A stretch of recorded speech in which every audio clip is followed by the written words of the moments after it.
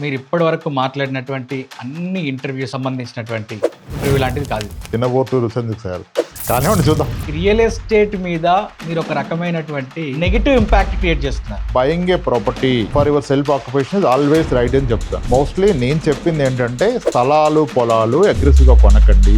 Independent ఇల్లు కొంటే అందులో మీరు వాచ్మెన్ అవుతారు. నైట్ 1 గంట గేట్ సౌండ్ అయితే ఎవరికి మెలకు వస్తుంది?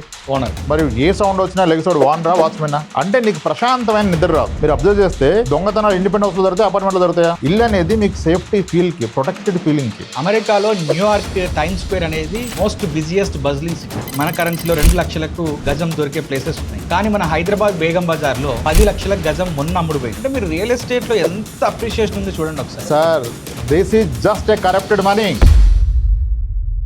మీరు అట్టు కూడా కావద్దు, ఇవన్నీ కొనొద్దని చెప్పి లాస్ట్ కి మీరు మ్యూచువల్ ఫండ్ అని చెప్పి తీసుకొస్తారు. అడుగుతాను సార్ మీకు ఎంత ఆస్తుంది అంటే ఊర్లో 12 ఎకరాలు ఉందని. ఈయన మాత్రం ఇక్కడ రెంట్ హోమ్ లో ఉంటాడు. మరి ఫోన్ లో 100 నోటిఫికేషన్ వస్తాయి సార్ నిమిషంలో. టంగ టంగ టంగ టంగ కొడుతుంటాను. అదే ఊరికి అట్లనే పెట్టుకుని చూస్తుంటాడు. దాన్ని రోజు చెక్ చేసుకుంటే ఎంత యాంగ్జైటీ పెరుగుతుంది. ఆయన కొన్ని స్టాక్సే కదా, నేను స్టాక్సే కదా, నేను కొంటా అదేదో అంటాం. ఇప్పుడు ఇంట్లో మీరు దోశ బాగేస్తారా, మీ వైఫ్ బాగేస్తారా, మీ వైఫ్ బాగేస్తారా, మీ అమ్మగారు బాగేస్తారా? ఒక ఎక్స్పీరియన్స్ చేసినట్టుగా చేయలేరు. మ్యూచువల్ ఫండ్ ఇది ఎక్స్పీరియన్స్ ఇన్స్టిట్యూట్. మళ్ళీ ఈ వీడియో మేడం చూసి గొడవ అయితే నాకు సంబంధం లేదు. గొడవ అయితే మీ పేరు చెప్తా.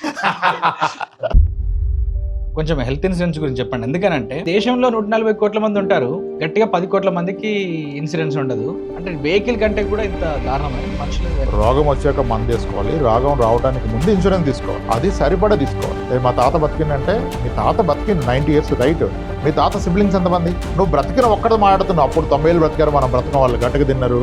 చాలా మంది ఇన్సూరెన్స్ తీసుకున్నప్పుడు కొంత ఇంటర్మీడియట్ సంస్థల ద్వారా తీసుకుంటారు. 50% ఆఫ్ ద క్లెయిమ్స్ లో డజంట్ మ్యాటర్. వెరీ హానెస్ట్గా చెప్పాలంటే companies are not bad, intermediate peoples are bad. ఇప్పుడు మీకు ట్రిప్లో ఒక సలైన్లో ఒక యాంటీబయాటిక్ ఇస్తుంది, అది 250 రూపీస్ తేవచ్చు. ఆ ఇన్సూరెన్స్ 2500 బిల్ పడుతుంది. పేషెంట్గా తెలవదుగా. Begin with the end in mind, to know the end for everything.